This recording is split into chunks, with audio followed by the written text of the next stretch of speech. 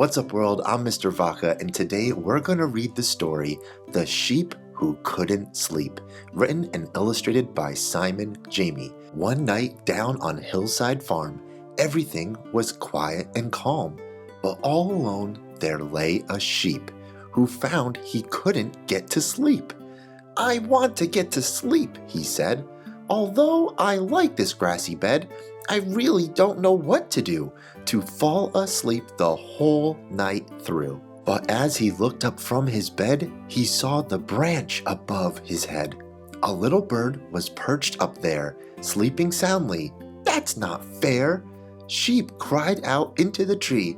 "How come you're not awake like me?" The bird woke up. "Well, I am now. You want to sleep? I'll show you how. Just find a comfy branch like me. It's easy in this big old tree. Then close your eyes. Before you know, you'll be asleep. Come, have a go." Sheep climbed as high as he dared, but found he was a little scared. He shut his eyes and held on tight.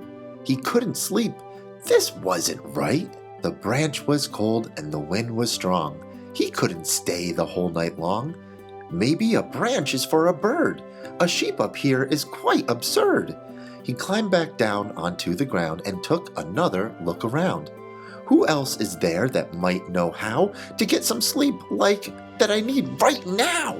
He saw a rabbit with one bound jump down a hole dug into the ground. Sheep bent down and he looked inside. The hole looked comfy, warm, and wide. "Excuse me, rabbit, that looks nice. Can you give me some advice? I need to sleep. What's the best way? If you know, then please do say." "All you need," Rabbit replied, "is to dig a hole and climb inside. You'll soon find you're fast asleep. Just be sure to dig down deep." So the sheep began to dig, and soon he had a hole quite big. He climbed inside and closed his eyes, but then he got a big surprise. The hole was not a nice warm place. Worms were wriggling by his face. Sheep couldn't move much left or right. His feet were stuck inside quite tight. The hole was muddy, cold, and wet. Sheep was as dirty as he could get. "Holes are not for sheep," he said. "They do not make a comfy bed." Sheep now needed to get clean. He was dirtier than he had ever been. He went down to the pond and found a fish was swimming round and round. "Excuse me," Sheep said to the fish. "I have a very simple wish, to know how I can get some sleep." "I'll tell you how," said the fish down deep. "Water makes you float, you see, so jump right in and swim like me. You'll fall asleep so easily. It's really the best place to be."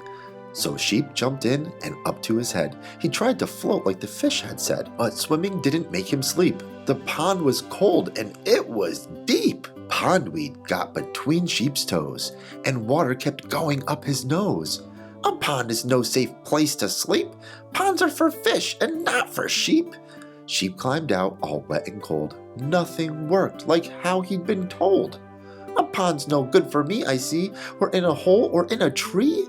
Sheep didn't know what else to try. He wandered home and had a deep sigh.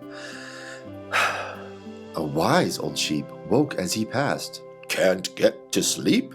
the old sheep asked. "It's not so hard when you know how. I'll tell you how to sleep right now. Just look all around at all these sheep. Count them all, and soon you'll sleep." What a strange idea, counting sheep. How would that get him to sleep? But Sheep sat down and began at 1, 2, 3, 4. He'd soon be done. Sheep counted higher than ever before. 20, 30, 40 more. And before he knew it, this young sheep was snoring loudly and fast asleep. Now, every night, he falls asleep quite easily by counting sheep. It might be an odd thing to do, but it works for him, and it could for you. The end. I hope you enjoyed this book and have an easy time going to sleep tonight. Don't forget to work hard, play hard, and I'll see you next time.